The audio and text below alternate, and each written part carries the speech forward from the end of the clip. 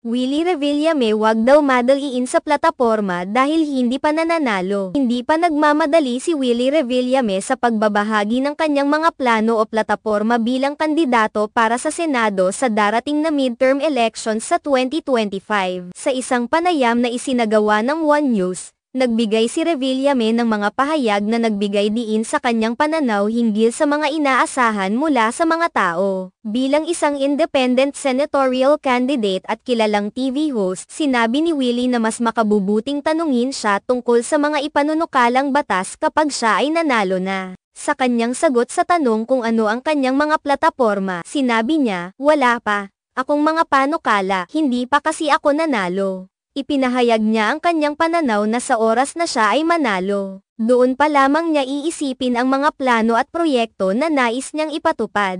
"Pag nanalo na ako, doon ko na lang iisipin yun. Huwag niyo muna akong tanungin tungkol dyan, hindi pa ako nananalo. Huwag niyo naman ako madaliin, kaka-file ko lang," dagdag pa niya.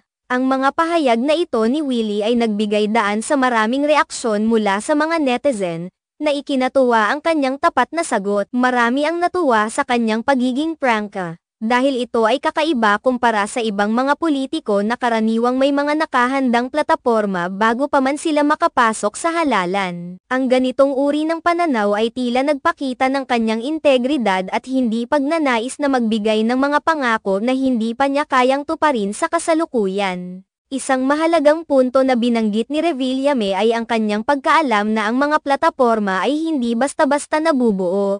Ipinakita nito na siya ay may pag-unawa sa responsibilidad na dala ng pagiging senador. Sa kabila ng kanyang kasikatan sa mundo ng telebisyon, pinili niyang maging maingat sa kanyang mga sinasabi, lalo na pagdating sa mga bagay na may kinalaman sa kanyang posibleng tungkulin sa gobyerno.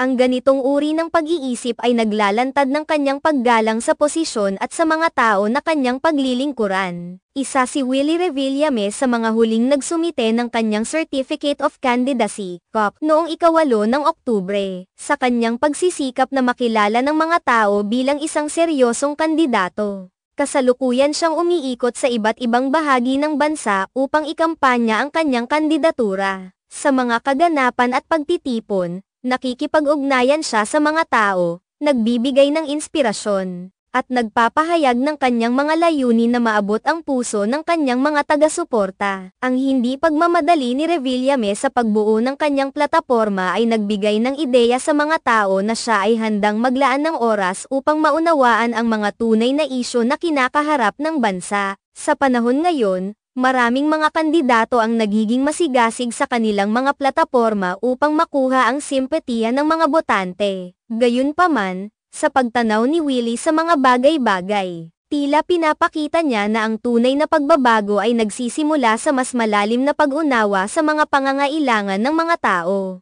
Ang mga reaksyon ng netizen sa kanyang mga pahayag ay patunay na mayroong mga tao na sumusuporta sa kanyang estilo at paraan ng pagharap sa mga issue. Ang pagbibigay diin niya sa hindi pagiging handa ay isang hakbang na may kalakip na respeto, hindi lamang sa kanyang sarili kundi pati na rin sa mga taong inaasahang magiging bahagi ng kanyang mga desisyon. Sa kabuuan, ang mga pahayag ni Willie Revillame ay nagbibigay ng isang bagong pananaw sa mga politiko. Ang kanyang openness at prangka na pagtanggap sa mga tanong tungkol sa kanyang plataporma ay nagpapakita na hindi lamang siya isang entertainer kundi isa ring seryosong kandidato na may layunin na makapaglingkod sa kanyang bayan. Sa kanyang paglalakbay bilang kandidato, tiyak na marami ang nag-aabang kung ano ang susunod na hakbang niya, at kung paano niya isasakatuparan ang kanyang mga plano para sa mga mamamayan.